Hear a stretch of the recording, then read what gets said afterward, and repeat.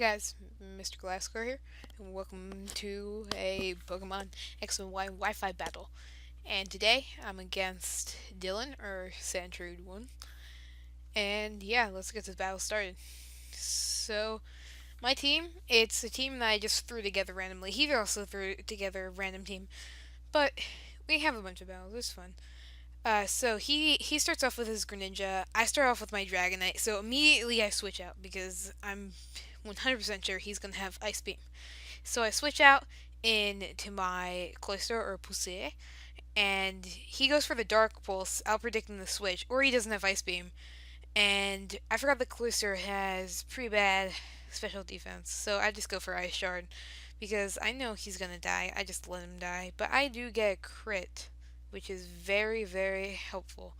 So he gets a Dark Pulse. Well, I guess it's not that helpful because if you see here, I send in my Charizard and I do evolve into Mega Charizard Y because I feel like he's a lot better. He has Drought, amazing ability, got Ninetales from NU to OU in Gen 5, but weather has been nerfed, so I mean, it's not that good anymore, but he does have Solar Beam, which makes him extremely OP. He can weaken water types and then take them out. Well, not really take them out. Yeah, I guess take them out. So now what you can do is just kill him. And then, so the Greninja faints, I don't think it would have mattered what he did.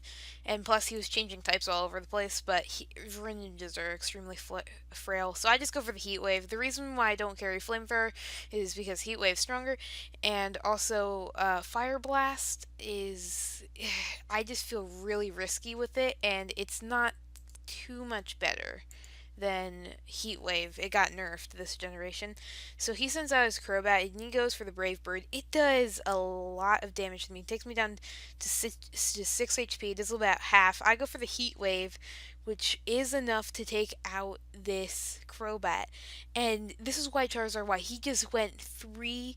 Well, you'll see he went 3-1 because he sends out his Empoleon and he goes for the Aqua Jet. He actually runs a physical Empoleon, which I was not expecting. So I could have hit him up with a Heat Wave, probably would have got him down to half, and then could have finished him off with Dragonite here. But unfortunately, Dragonite, that didn't happen. So now Dragonite uses Thunder Punch. I run Thunder Punch and Fire Punch on Dragonite just because I just do. And Fire Punch would have done the same amount of damage because the sun is up. But Thunder Punch was super effective, and plus I didn't want to reveal that Fire Punch because he does still have that what's it called? That Aegis Slash. But I also have Earthquake for the Aegis Slash, which will do more damage. But I mean, it doesn't really matter. So he sends out his Esp, and I forget this thing could learn Dazzling Gleam. So he goes for the Dazzling Gleam, and he does a bunch of damage, knocks me down to 32 HP, but I do get healed up by Citrus Berry all the way back up to 81. I run max HP on this guy just because multi-scale is amazing. And plus with Roost, it can tear up teams. So he goes for another Dazzling Gleam, and he brings me down to about half. It's about half.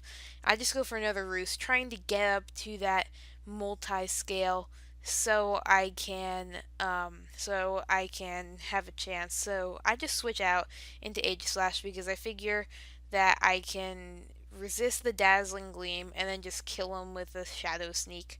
So I do go. He uses Shadow Ball and I go for the Swords Dance. I went for the Swords Dance because he still has that Aegislash left, and Aegislash plays mind games. Like this is Aegislash is one of the most technical Pokemon in the game, and if you play him right, you can sweep. Like his Aegislash, actually is pretty. He's good with Aegislash mind games, where I'm just bad at out predicting. But what I find happening a lot is I out predict, and then like I out predict their predictions, and then they just do what I thought they would, what the obvious thing would do, and and not like switch or go for a different move. But back to the point. So he uses Swords Dance. I just go for the King Shield, thinking he would just use Shadow Sneak to finish me off. But then he goes for another King Shield, and then I stupidly don't go for another Swords Dance, and I go for Shadow Sneak and lose that Swords Dance. That is extremely important because I could have probably done a lot more damage with this guy later on. So I just go for another Shadow Sneak. It takes him about down to about like I want to say like 60%, but he does have the weakness policy. And now with another Swords Dance, he has +6 attack, and he can start sweeping now. So he does win the speed tie and goes for Shadow Sneak, and or he runs speed EVs, which I don't know why you would run speed IVs on. I mean EVs on an Aegislash, but I don't know. And so I just send in my Dragon Knight, and I play terribly with this Dragon Knight, but it's 3-1. I know I'm probably going to win. So I go for the Roost, predicting. I forgot that he was at +6. I still thought that he was at +4 because I forgot the weakness policy. And I roost up going into. And he goes for another King Shield, and I stupidly go for Fire Punch. I don't know why it went for Fire Punch. Earthquake would have even done more, but I guess it doesn't matter. I was just my Dragonite was dead. But Dragonite is one of my favorites. This thing is amazing. One of my favorites aside Gliscor and Tyranitar, which I don't use this battle unfortunately. So he goes for the Shadow Sneak, taking my Dragonite out, and I'm like.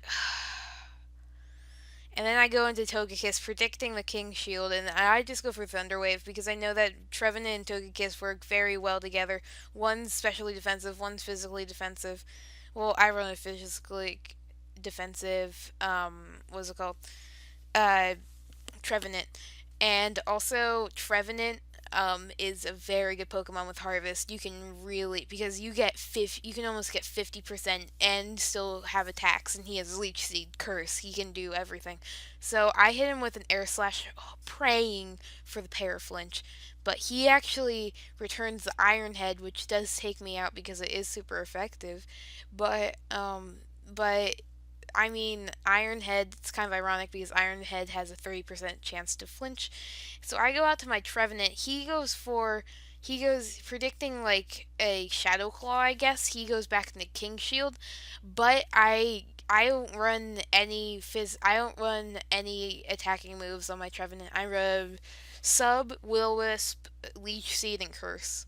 So I go for the sub, and he tries to go for the Shadow Sneak because he went first. But he gets paralyzed, so then I get the free Leech Seed, and then it's just over from there because he's Leech Seeded. I have a sub. I can get a curse in on him. He's gonna die next turn, and that's exactly what I do. Next turn, he tries to go. So he tries to go for another Shadow Sneak. He gets paralyzed again. I get like the Parahax, and I win with the Trevenant at about like 3/4 health, and um and still with Harvest and has the sub up. So I probably could have taken on like another Pokemon if he had one. Yeah, so I Leech Seed and he just dies from the curse. Okay, guys, if you enjoyed this, please leave a like, comment, and subscribe, and I'll see you all in the next video. Goodbye. Sorry about that little thing. Yeah, so I defeated him, and then those are our teams. Yeah.